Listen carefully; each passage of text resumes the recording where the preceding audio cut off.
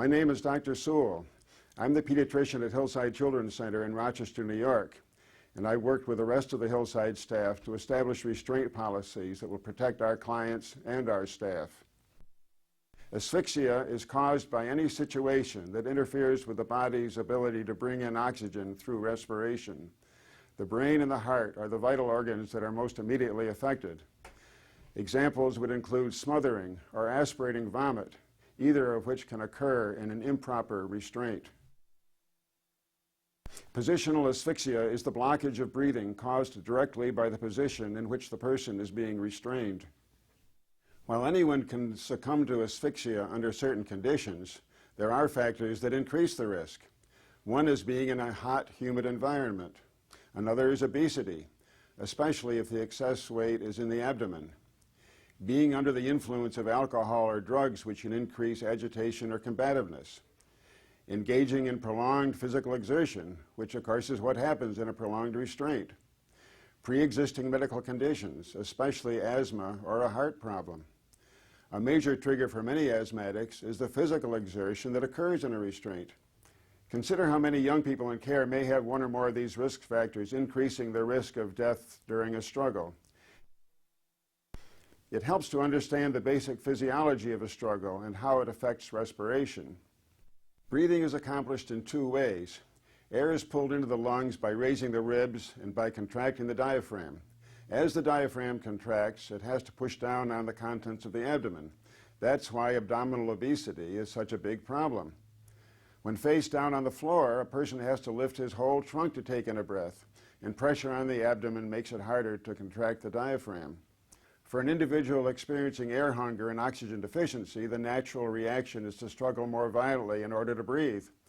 The perception and natural response on the part of the staff is to assume that the individual requires more compression to be subdued.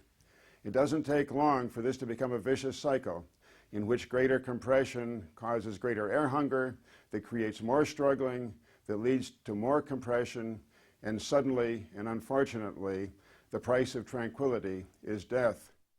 The prone position, face down on the floor, is especially hazardous. Thus, when a person in a restraint says they can't breathe or suddenly becomes quiet, recognize this as an urgent message to change position or stop the restraint immediately. Inappropriate restraint methods will increase the risk of positional asphyxia. Some examples are applying any pressure to the person's neck during the restraint. This is exceedingly dangerous because pressure can block blood flow to the brain or trigger nerves that stop the heart. Limiting the normal expansion of the chest in any way, including sitting on or applying weight to the person's chest or back. Placing the arms behind the back when face down. Leaving the person in the prone position longer than necessary once it's safe to let them loose. Placing anything loose near the mouth that might cause smothering. All of these inappropriate restraint methods greatly increase the risk that a young person will suffer asphyxia. Even normally safe holds can be fatal if risk factors are ignored or if the hold is applied too tightly. When engaged in a restraint, watch for the following warning signs and adjust what you're doing immediately. If the person stops struggling and becomes quiet, they may be in trouble. When the young person says they can't breathe, vomits, or becomes dusky, they are in trouble.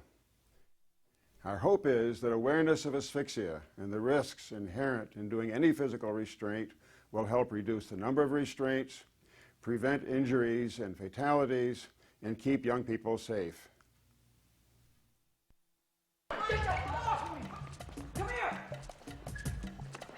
Dr. Sewell has pointed out the risks inherent in using physical restraints.